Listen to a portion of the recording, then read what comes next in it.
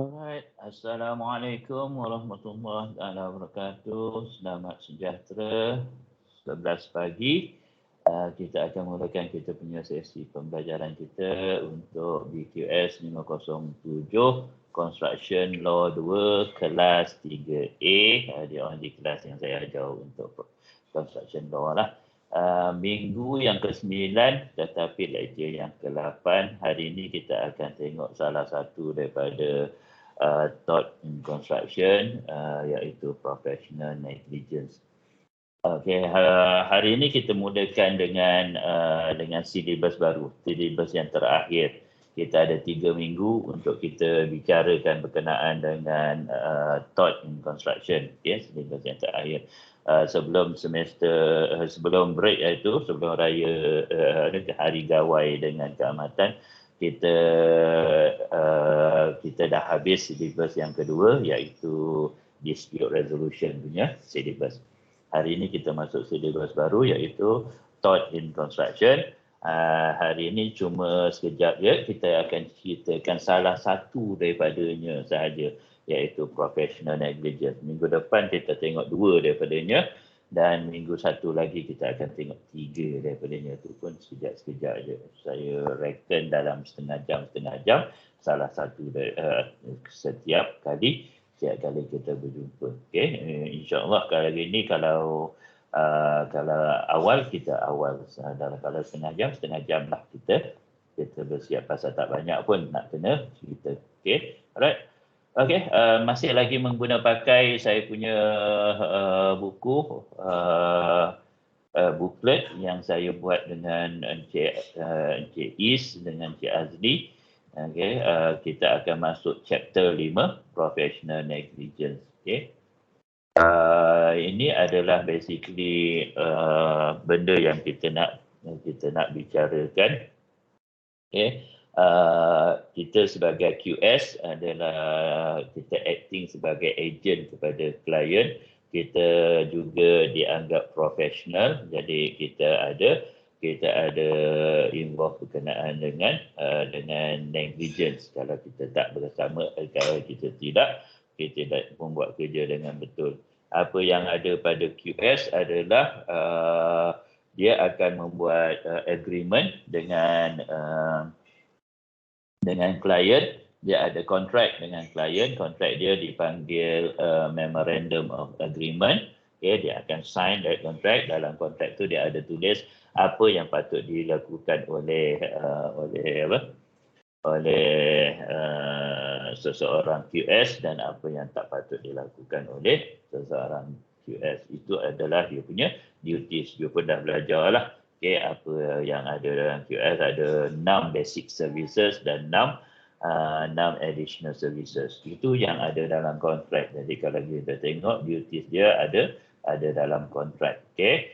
Kalau yang bukan yang tiada dalam kontrak tapi basically dia masih liable lagi terhadap person-person sama ada person-person yang berkontrak, sama ada kontraktor, klien, subkontraktor, supplier dan sebagainya. Itu kalau dia boleh disalahkan, itu adalah disalahkan dalam tort. Okay, itu yang disalahkan dalam tort. Nanti kita cerita apa maksud tort. Okay, kalau dalam kontrak pun dah belajar construction contract, dia ada implied punya implied provision dan kita ada express provision. Okay, these duties basically semua yang parties yang involved. Okay, parties yang involved untuk disalahkan dari segi kita panggil dari segi duties dia, disalahkan duties dia kita kena check sama ada dia ada reasonable skill and care. Yang ini yang kita nak bicarakan hari ini. Okay, berkenaan dengan skill and care. Okay, bila dia tak buat any skill dalam skill and care untuk orang yang dipanggil QS, katalah untuk QS, orang yang dipanggil QS, dia dianggap professional negligent. Jadi ini yang kita akan bicarakan. Okay, Pasal kita nak bicarakan pasal professional negligence, yang kita nak bicarakan adalah berkenaan dengan skill and care oleh seseorang itu. Okay, dalam parti dalam building industry. Okay. Sinha and Diraj, dia kata basically thought adalah maksud dia bersalah or benda kesalahan yang kita lakukan. Thought is wrong. Jadi dalam bahasa dia adalah bahasa Sanskrit iaitu totem, okay, yang bermaksud wrong atau crooked. Crooked adalah benda yang tak smooth. Okay, dia ada crooked. Bila dia ada crooked, kita ambil yang bahagian wrong, yang ini dipanggil wrong, okay, yang bermaksud wrong, civil wrong dipanggil. Okay, now dia punya perkataan adalah civil wrong, bukannya criminal wrong. Jadi you kena bezakan antara civil dengan criminal. Okay, criminal basically apa yang terjadi kat sini, dia akan memberi damage kepada orang tu secara fizikal, okay, secara fizikal atau secara mental. Itu adalah basically criminal wrong. Okay, dia akan menjadikan orang ketiga parti yang dia buat tu adalah secara fizikal atau secara mental. Tetapi untuk civil wrong, okay, kalau kita cakap pasal civil wrong, dia ada satu lagi injury, okay, kita panggil injury, kita ada mental injury, kita ada physical injury. Dia ada satu lagi injury yang kita panggil adalah financial injury. Okay, jadi civil wrong adalah berkenaan lebih kepada financial injury. Jadi apa yang terjadi kat sini adalah membuat seseorang, okay, dua partis, satu partis akan membuat seseorang, satu partis, kalau kesalahan dia adalah kesalahan secara fizikal atau secara mental, itu adalah criminal wrong. Okay, tapi kalau dia menjadikan dia financial injury, itu adalah basically tortures. Okay, dalam tort dia adalah civil wrong lebih kurang. Okay. Right, apa yang terjadi kat sini, tortious liability, dia mesti ada remedy. Satu partis lagi mesti dapat remedy terhadap apa yang dilakukan oleh orang yang melakukan kesalahan tersebut. Okay, itu dia punya cerita dia. Okay, jadi act daripada seseorang menjadikan dia injury and loss. Injury kat sini lebih kepada dia boleh kata kriminal, boleh jadi civil. Okay, yang kita nak lebih adalah civil saja, civil wrong. Injury adalah financial injury, loss adalah apa yang dia telah rugi, okay, terhadap apa yang telah dilakukan oleh seseorang itu. Jadi ada remedy dia dekat sini. Okay, yang ni you boleh baca. Okay, siapa yang boleh claim under tort, you boleh baca. Okay, mungkin orang akan bertanya apa beza antara tort dengan kontrak. Now, bila tort adalah basic, bila orang tu membuat secara tort adalah secara general. Okay, dia tak spesifik kepada orang. Bila kontrak, dia mesti ada relationship between orang yang mempunyai yang menjalankan orang yang membuat kesalahan dengan orang yang dalam injury. Okay, mesti ada relationship. Relationship dia adalah kontrak lah. Dia mesti menandatangani kontrak dan apa benda. Kalau kesalahan itu bukan yang dinyatakan dalam kontrak, masih lagi boleh jadi kesalahan, tetapi itu adalah kesalahan dari segi tort. Itu beza antara tort dengan kontrak. Tort adalah secara general yang bukan kesalahan yang dinyatakan dalam kontrak. Okey, itu yang kita boleh bacalah. Dalam ni saya tak nak go into detail lah, dan ni adalah lukisan-lukisan yang menunjukkan kesalahan-kesalahan yang dilakukan dalam construction lah. Okay, macam mana boleh buat dua tandas duduk sebelah-sebelah, orang ni boleh tengok orang tu boleh tengok orang ni. Lepas tu tandas dia, pintu dia tak boleh buka sehingga kan dia kena pecah kat situ. Ni tempat urinal dia boleh tengok orang tu punya. Ni tangga ni dia salah tulis, sepatutnya stop, dia tulis SOTP. Apa maksud SOTP tak tahu. Lepas tu ada air pula ke. Itu adalah kesalahan-kesalahan. Okay. Now kita masuk berkenaan dengan negligence. Okay. Saya akan buat revision kepada negligence yang you belajar masa semester 2 atau masa diploma. You belajar pasal negligence. Okay. Basically, kita akan buat revision sedikit dan kita akan tambah yang menjadikan dia professional negligence rather than negligence biasa. Jadi negligence you dah belajar masa diploma atau you dah belajar masa semester 2 ada construction law 1. Okey, now bila kita cakap pasal negligence dalam bahasa Malaysia dia adalah kecuaian. Dia cuai dalam menjalankan sesuatu aktiviti. Okey, dia cuai dalam menjalankan satu aktiviti. Macam ni lah kita nampak lah. Ini kontraktor cuai ataupun design cuai, kita kena check lah siapa yang cuai dalam segi membuat benda-benda ni. Dia mencuai sampaikan ada injury terhadap person itu. Itu yang kita panggil negligence.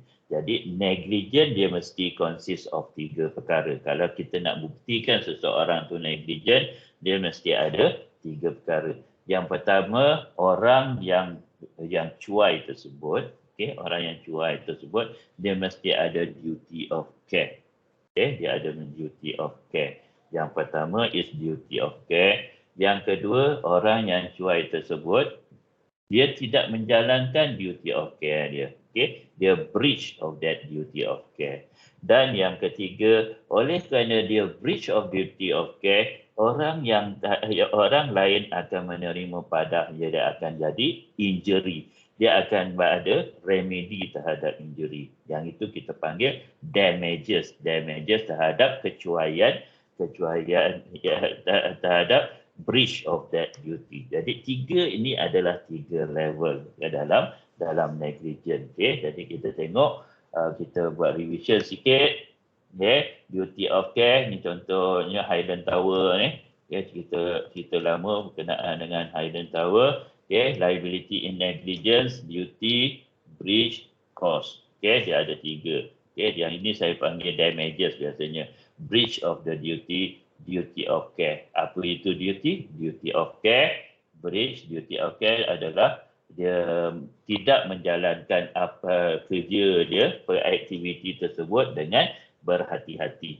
Dia tidak menjalankan kerja dia dengan berhati-hati. Macam saya seorang lecturer, saya punya duty adalah memberi lecture, memberi syarahan kepada you. Saya kena menjalankan kerja saya dengan berhati-hati. Jangan sampai salah saya punya pengajaran. Itu adalah duty of care. Breach, kalau saya salah dalam pengajaran, itu akan memberi, itu yang kita panggil breach of that duty. Sama juga dengan duty of care, you all punya pekerjaan adalah mendengar ilmu yang saya sampaikan. Itu adalah duty-nya. Kalau kita breach, kita tak mendengar ilmu tersebut, kita buat benda lain, dan saya bercerita lain selain daripada ilmu, itu saya breach of the duty. Dan oleh hasil daripada ni akan menyebabkan injury. Injury dia adalah you mungkin tak dapat ilmu yang sepatutnya you dapatkan, menjadikan bila you buat kerja kat luar besok, you buat kerja selain yang sepatutnya dilakukan. Itu akan mendatangkan you kerugian daripada you mungkin dibuang kerja dan sebagainya. Itu adalah causation dia. Itu adalah financial, sebab you tak dapat duit hasil gaji dia daripada tu. Itu adalah basically dia punya liability. Right? Saya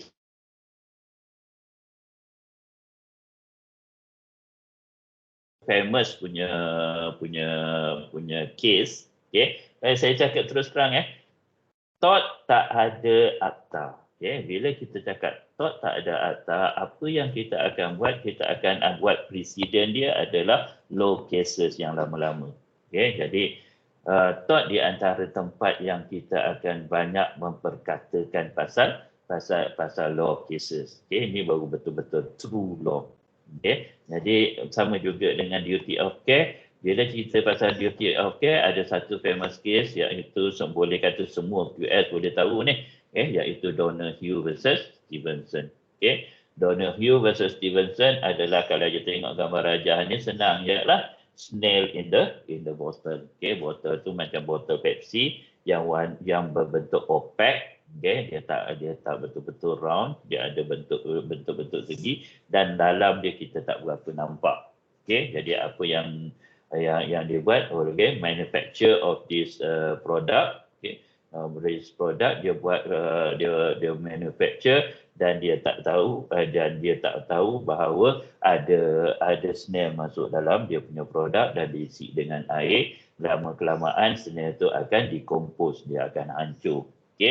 Jadi apa yang terjadi kat sini, dia jual this air kepada orang, dan orang meminum air itu, dan dia terperasan, bila dia minum dia terperasan bahawa dia nampak ada snail decompose dalam tu, dia ada rasa. Air itu adalah ginger beer. Dan bila terjadi kat situ, dia ada sakit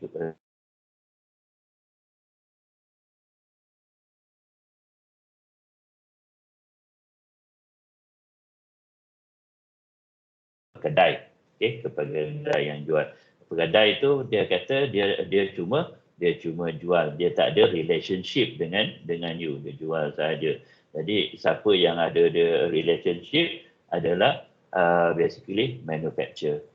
Manufacturer ada relationship, dia yang buat ni. Jadi dia pekerja, dia jual, manufacturer yang ada relationship. Ini kita cerita pasal relationship. Relationship terhadap ni. Bila kita cerita pasal relationship, yang ini ada yang kita nak tahu adalah perkataan yang saya highlightkan, the neighborhood principle. Siapa neighborhood kita? Kalau macam ni dia mesti ada relationship, teacher dengan student, doktor dengan patient, driver dengan passenger. Ni semua ada relationship. Jadi neighborhood kat sini bukan jiran sebelah rumah je. Jadi kalau ada kena-mengena, baru ada. Macam pekedai dengan pembeli, dia punya relationship dia lebih kepada kontrak. Dia ada kontrak antara keduanya. Kita dah belajar pasal tu. Tapi bukan kesalahan pekedai menyebabkan kita punya pembeli ini sakit macam tadi, macam Donohue versus Stevenson tadi. Yang menjadikan dia sakit adalah air di dalam botol yang mengandungi decomposed snail. Jadi itu yang akan menjadikan dia yang dia sakit. Jadi siapa yang membuat air tersebut? Sebab tu dia balik kepada manufacturer. Dia balik kepada manufacturer yang membuat air tersebut. Itu adalah relationship dia. Manufacturer membuat air, dan orang ni meminum air yang dibuat oleh Jadi dia adalah close, dipanggil neighborhood principle. Okey, asal atas tindakan manufacturer yang menyebabkan pasiennya pembeli ini dia sakit. Okey, itu dia punya relationship. Jadi apa yang terjadi kat sini adalah manufacturer ni mesti membuat air tersebut dengan lebih hati-hati. Dia ada duty membuat air tersebut dengan secara hati-hati. Duty of care dia ada kat situ. Jadi oleh kerana dia breach of that duty, dia tak menjaga kehati-hatian dia, menyebabkan snail ada dalam tu dan decompose, dan dia punya damages dia adalah orang pembeli itu akan sakit. Itu adalah basically dia punya negligent punya principle. Yang kita nak cerita kat sini adalah neighborhood principle dalam duty of care yang pertama sekali. Jadi manufacturer kena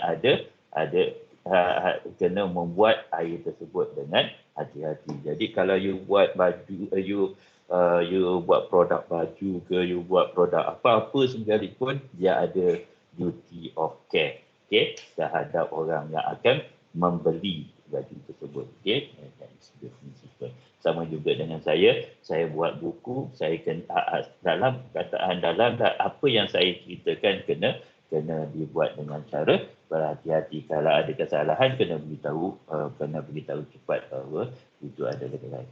Dikuatiri hasil daripada apa yang saya tulis akan menyebabkan injury terhadap orang yang membeli. Okay, itu adalah basically duty of care, neighborhood principle. Okay, now itu yang pertama. Okay, yang lain semua you boleh baca. Yang kedua adalah breach of the duty. Okay, breach of the duty. Okay, bila kita cerita pasal breach of the duty, kita ada careless behavior terhadap duty. Okay, jadi duty itu kita ada duty of care. Lepas tu kita buat kesalahan terhadap that duty.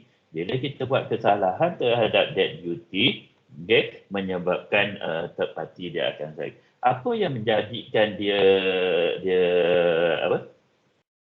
kesalahan ni? Okay, apa yang menjadikan kesalahan ni adalah satu salah terhadap duty of care tersebut, kita akan balik kepada apa yang kita panggil reasonable man. Okay, apa yang dipanggil reasonable man. Apa maksud reasonable man ni? Macam tadi manufacture air, okay, manufacture air dia punya kerja secara reasonable dia adalah membuat air. Okay, jadi dia kena ada duty of care. Jadi semua kilang-kilang air adalah reasonable man dia adalah benda yang sama. Dia reasonable terhadap that what dia ada reason adalah membuat that air. Okay, jadi apa yang orang yang selalu buat, kerana manufacturer lain mungkin akan buat air, tapi dia buat selain daripada manufacturer ni buat air, selain daripada other manufacturer. Itu yang kita panggil dia bukan reasonable man. Okay, sebab tu dia kata kat sini, not doing something which a reasonable man would do in some circumstances. Jadi doing something reasonable man would do. Macam saya kena ngajar, okay, kita ada banyak kelas, okay, kelas kita sampai A, kadang-kadang kelas 3A, 3B, 3C, 3B, saya ngajar 3A je. Lecturer lain ngajar 3B. Lecturer lain semua ngajar benda yang sama, saya ngajar benda yang lain. Okay, jadi saya bukan reasonable terhadap reasonable man. Okay, yang sepatutnya saya ajar sama juga dengan lain. Dia punya isi dia, cara mungkin lain, tapi isi dia mesti lebih kurang sama. Itu yang kita panggil reasonable man. Bila kita buat benda selain daripada apa yang sepatutnya kita buat, itu adalah basically reasonable man. Kalau kita tak buat, kita breach the duty. Itu yang kita kena lakukan. Untuk yang ini, okay, yang ini adalah standard of care lah. Dia boleh baca balik.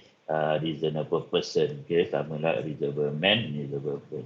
Untuk yang ini ada satu case yang saya nak saya nak masukkan kat sini terhadap dengan you. Okey. Secara am dia saya panggil ni adalah professional negligence punya case. Tapi saya ceritakan negligent am saja dulu. Okey. Nanti bila dah masuk bahagian profesional saya akan masukkan kenapa dia ni saya anggap case ni saya anggap professional negligence. Okey. Saya buat masa ni you kena bear with me. Ini adalah am saja. Okey, secara am dia. Kes dia adalah Bolam versus Rain Hospital Management Community. Apa yang terjadi kat sini adalah ada seorang pesakit, dia pesakit gila. Okey, dia pesakit gila. Dah ada daripada tahun 1954 lagi. Dia gila, dia digila kat bahagian otak dia. Apa yang dia jadi kat sini, ada seorang doktor ni. Okey, seorang doktor ni dia dah buat research. Basically dia dapati ada satu jenis treatment, ada satu jenis treatment secara injection, yang boleh cure this kind of gila, mental illness, this kind of gila, dia kata kat sini. Jadi doktor tu, tapi ubat yang dia hasilkan tu belum lagi dibuktikan, dia masih lagi dalam research. Jadi apa yang dia buat adalah dia cakap dengan family of this orang gila ni. Kita tak boleh buat kontrak dengan orang gila kan. Kita kena buat kontrak dengan orang yang sekeliling orang gila, dia family dia. Jadi dia cakap dengan family ni dia nak buat treatment terhadap menggunakan pakai this drug. Okey, terhadap tu. Apa yang ada dan family tu terima. Okey, bila terima dia bagi das, maknanya dia inject bahagian jaw. Di bahagian jaw dia kat bahagian kita punya apa ni panggil ni jaw lah. Alright, dia inject kat situ. Okey. Hasil daripada injection tersebut pada asalnya nampak bagus, makin lama makin berkesan. Okey, this relaxation drug. Okay, dia akan relaxkan muscle tu, dia akan nampak orang gila tu akan nampak okey. Tapi orang gila tu dia terasa sakit di bahagian jaw dia. Okey, dia rasa sakit di bahagian jaw dia. Okey, bila dia rasa sakit dia patah balik kepada doktor tersebut, dan bila hasil daripada scan dan sebagainya, doktor tu kata tak nampak apa-apa. Okey, tak nampak apa-apa, mungkin temporary effect terhadap kesakitan tersebut. Okey, lepas tu dia kata untuk fully hasil dia yang berkesan, dia kena buat another injection. Jadi dia buat another injection terhadap patient tadi. Okey, terhadap patient ni nama dia Bolam lah. Okey, terhadap patient tersebut, dan patient tersebut apa tu? Bila bahagian otak dia nampak makin baik, tetapi kesakitan dekat jaw dia makin teruk. Bila dia buat scan, didapati ada crack kat bahagian dia punya jaw. Okey, kat jaw ke kat tangan dia, ada orang tengok cerita kat tangan, ada orang cerita dekat bahagian jaw. Tapi whatever it is, dia punya cerita dia macam tu lah. Jadi apa yang terjadi kat sini adalah bila terjadinya demikian, doktor ni dia kata dia sama ada dia negligent ke tidak berkenaan dengan ni. Okey. Jadi apa yang terjadi kat sini adalah bila masuk this Bolam, dia punya family sue the doktor. Okey, sue the doktor, dia tak boleh sue the doktor vicarious, nanti kita belajar pasal vicarious liability, dia akan sue the hospital. Jadi bila dia sue the hospital counter balik, judge, apa yang judge akan buat, judge akan panggil beberapa orang doktor dalam lain-lain punya hospital, bagi diagnose apa Bolam punya sakit, bagi kat situ. macam mana dia akan handle melalui drug yang baru ni. Dan jadi doktor yang lain-lain semua akan tulis cara step dia macam mana nak kena buat. Katalah dia akan bagi yang odd number of patient number of doctor kalau katalah dia bagi 3 number, 3 number, kalau 2 daripadanya agree with doktor yang ke Free and Medical Hospital ni buat, 1 je yang letak, maka doctor is not negligent. Dalam kat sini juri kata the doctor is not negligent sebab cara yang dilakukan semua adalah mengikut sepatutnya doktor punya ni. Jadi dia yang itu kita panggil reasonable man would do. Reasonable man maknanya reasonable man, doktor-doktor yang lain juga buat benda yang sama dengan doktor ni buat. Itu yang kita panggil reasonable man dalam kata breach of that duty. Itu dia punya cerita. Berkenaan dengan apa yang saya panggil berkenaan dengan profesional, nanti sekejap lagi saya cerita. Yang ketiga adalah damages, seperti yang saya cerita tadi. Damages adalah penyebatan, penyebatan terhadap kita panggil yang tidak breach of that duty, breach of the duty of care tadi. Untuk penyebatan atau damages, injury terhadap tu, kita pergi kepada satu jenis case yang kita panggil wagon mount punya case. Wagon mount punya case ada dua case. Wagon mount punya case ada 2 punya case. Kedua-duanya ni tadi case 1, ni case 1 lagi. Punya case pada dalam satu limbungan yang sama. Limbungan adalah tempat yang kita nak baiki kapal. Kapal tu dah pecah, kita akan buat welding supaya dia boleh berlayar lagi. Alright. Dalam wagon mount kat sini, apa yang terjadi, 2 jenis kapal ni dia berada di lautan. Alright. Orang yang membuat welding dia akan guna api. Orang yang buat welding dia akan guna api. Kedua-duanya menggunakan api di dalam air. Alright. Dan dia kena hati-hati semasa dia buat pembaikan tersebut menggunakan welding. Apa yang terjadi kat sini adalah satu kapal telah tumpah minyak. Satu kapal telah tumpah minyak dan terjadi termasuk kawasan ni. Jadi ada 2 kapal yang berasingan tepat.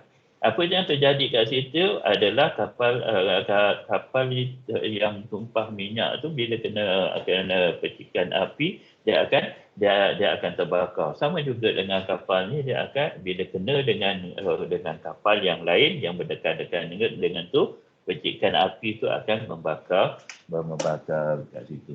Now dia punya cerita adalah adakah orang yang membuat welding tu dia membuat kesalahan. Dia tak secara reasonable. Jadi semua reasonable, semua sama-sama buat kerja, semua adalah reasonable man. Tapi bila kita cerita pasal remoteness of damage ni, adakah dia aware bahawa benda yang berada berdekatan air yang berada dekatnya ada tumpahan minyak? Adakah dia tahu? Bila dia tahu kat situ, maknanya dia ada sifat hati-hati, dia tidak akan membuat welding. Dalam kes ni ada satu welder dia nampak ada tumpahan minyak, dan satu welder dia tak nampak tumpahan minyak. Jadi welder yang nampak tumpahan minyak, dia still weld. Dia still weld dan dia tahu konsekuensi dia akan membakar tempat kapal-kapal yang lain yang berdekatan dengan dia. Yang itu adalah yang kita panggil foreseeability. Maknanya dia foresee apa yang akan terjadi kalau dia still buat benda yang tak sepatutnya dia buat. Okay? Dia ada duty of care. Dia kata yang itu bukan kesalahan dia, okey, tumpahan minyak tu bukan kesalahan dia, tapi dia buat kerja dia. Tapi dia tak hati-hati bahawa minyak yang ada kat sebelah dia menyebabkan damage kepada tu. Yang satu lagi dia tak nampak. Dia tak nampak, dia tak tahu pun ada tumpahan minyak kat situ, tapi dia kena buktikan lah. Tapi dia still buat welding dan dia tak nampak. Jadi dia unforeseeability. Jadi dari segi sini, kalau dia ada foreseeability, dia ada criteria of foreseeability, maka dia bersalah. Kalau dia tak unforesee, dia tak foresee apa yang akan berlaku, okay, dia tidak bersalah. Itu yang kita panggil foreseeability untuk remoteness of damage. Dia mesti ada sifat possibility. Okay? Dia ada juga yang dipanggil contributing, negligent, pure economic loss ni semua you boleh baca lah. Okay? Yang saya nak tentukan adalah basically ada 3 tadi. Okay? Now kita masuk. Okay, kita masuk ni dah masuk other cases Other cases, wagon 1, wagon apa benda ni semua you boleh baca sendiri. Okay, claim against authority ni semua you boleh baca. Saya tak berapa keen on that. Okay, dalam construction contract kita ada insurance yang akan. Jadi sebelum kita masuk insurance, sebelum kita masuk berkenaan dengan insurance, saya nak beritahu pasal professional negligence. Okay, now professional negligence, perkataan utama dia adalah professional. Okay, professional. Bila kita cakap pasal professional, dia punya root dia adalah proclaim. Maknanya dia claim, dia memberitahu kepada orang lain dia ada certain skill. Macam kita bila kita dah keluar besok, bila dah bachelor, kita adalah professional QS. Kita boleh dianggap professional QS. Sebab apa? Sebab kita ada skill untuk membuat kerja-kerja, sebab kita dah belajar. Professional man, kita boleh dapat kita punya skill, SKILL, daripada 2 cara. Satu secara experience, satu secara pembelajaran. Macam kita belajar untuk dapatkan that skill. Okay? Jadi kita ada, sebab tu awal tadi saya cakap kita ada standard skill and care. Okay? Kita ada standard skill and care. Dan kita punya skill tu adalah standard. Okay? Maknanya semua QS akan mendapat skill yang sama. Itu adalah standard skill and skill. Tapi kita punya skill tu kita kena hati-hati. Jadi kita ada duty. Oleh kerana kita profesional, kita ada this skill, reasonable band, maknanya semua QS akan menjalankan kerja yang sama. Jadi kalau dia tidak menjalankan dia breach of that duty. Okay, duty of care, menjalankan kerja-kerja QS secara hati-hati.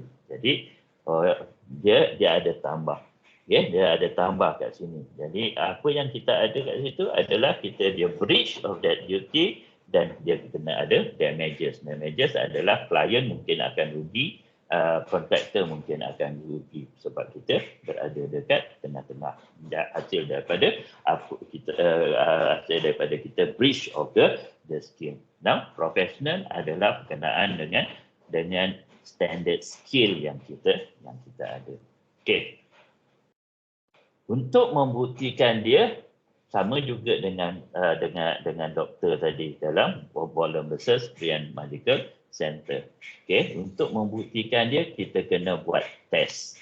Okay, untuk membuktikan dia kita kena buat test, di mana test dia adalah kita akan panggil profesional yang lain macam Bolam tadi, doktor-doktor daripada tempat lain, dan kita akan bagi dia sepatutnya kerugian daripada klien ni macam mana sepatutnya handle.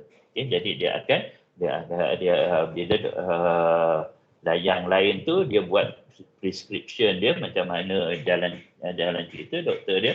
Dua daripada dia mengikut apa yang doktor tu panggil, yang itu doktor tu tak dianggap sebagai negligent. Dari awalnya saya cakap negligent. Oleh kerana dia nak jadi doktor, dia kena belajar atau dia kena experience, tapi sebenarnya dia kena belajar lah. Dia dapat lesen lagi pun. Okay? Dia adalah basically professionally skilled. Ya, jadi dia professional standard skill yang dia sepatut ada. Jadi itu adalah professional. Dia oleh kerana itu doktor tadi adalah professional negligence kalau dia salah. Okey, sama juga dengan QS professional negligence. Itu maksud basically professional negligence. Dia ada standard skill. Okey. Apa jadi kalau kita tak buat dalam thought, buat dalam thought, dia punya ni salah satu dia adalah insurances. Insurances ada risiko, risiko yang dia tak buat terhadap satu parti lagi. Kalau satu parti dia membuat jadi, tapi saya tak berapa keen untuk yang ini. You boleh baca berkenaan dengan risiko terhadap thought.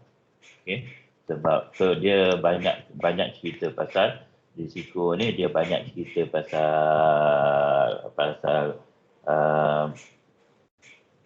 pasal kerja-kerja yang lain, insurans yang lain, termasuklah workman compensation kalau kesalahan dibuat oleh orang lain, social security, laborer buat salah apa yang sepatutnya dia buat, insurance of work, kita bayar insurans dari segi ni. Yang ini you belajar lebih detail, saya minta tolong you belajar lebih detail semasa semester 5 dalam profession, dalam apa yang kita panggil semester 5 you akan belajar dalam time management. Dalam time management dia ada insurans. Jadi saya nak stop kat sini, less than 45 minit. Kat sini saya dah habis the main thing berkenaan dengan professional negligence. Saya stop kat sini. Yang insurans tu you boleh baca. Kebanyakannya adalah ada kena mengena dengan tort, tapi as tort as general bukan bahagian professional negligence. It's tort as general. You boleh baca dengan tu dan you akan sentuh benda ni lagi dalam semester 5. Jadi sebab tu saya tak go through. Saya cuma beritahu ada yang kena mengena berkenaan dengan insurances dengan tort dalam construction contract. Alright, saya stop kat sini. Ada apa-apa persoalan? Tak apa kalau nak interrupt me sekarang. Kalau tak pun lepas daripada ni pun boleh juga, sama ada PM tepi saya ataupun you boleh bawa kepada minggu depan semasa kita belajar berkenaan dengan other kind of thought. Kita ada Vicate, kita ada trespass dengan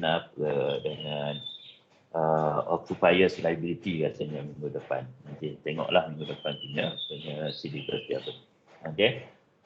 Alright, atau untuk assignment nombor 2, untuk assignment nombor 2, oleh kerana kita dah habis kita punya dispute resolution, you dah boleh hantar. Kalau dapat saya bagi latest by next week lah.